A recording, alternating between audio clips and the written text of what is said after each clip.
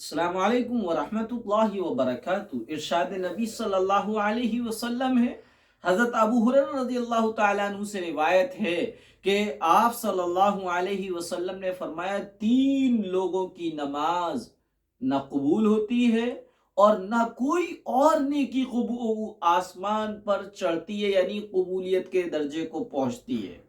وہ تین لوگ کون ہیں؟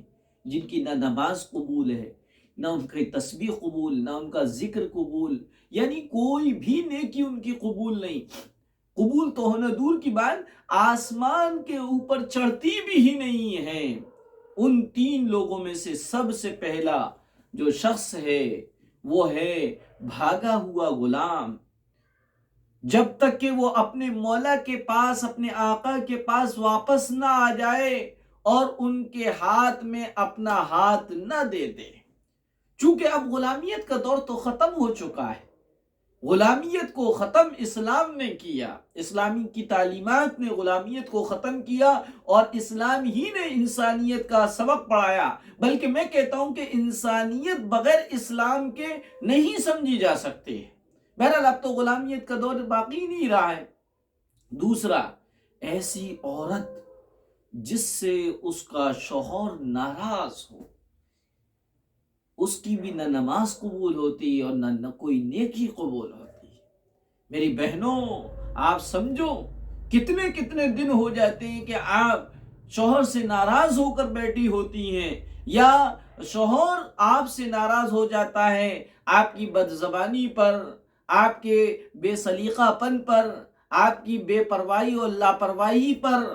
اس لیے دوسرے نمبر کے وہ لوگ جن کی نہ نماز قبول ہوتی ہے نہ کوئی نیکی قبول ہوتی ہے، وہ عورتیں ہیں جس سے ان کے شوہر ناراض ہوں۔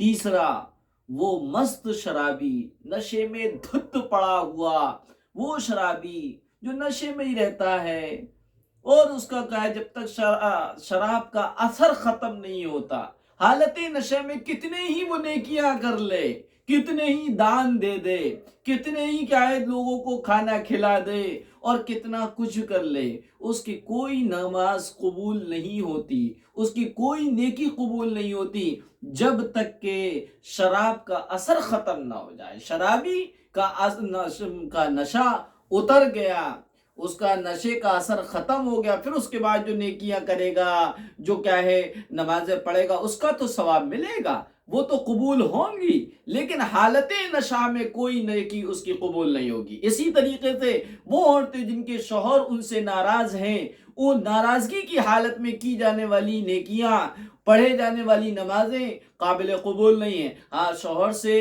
سمجھوتا اور صلح ہو جانے کے بعد اب نمازیں بھی قبول ہوں گی، اب نیکیاں بھی قبول ہوں گی۔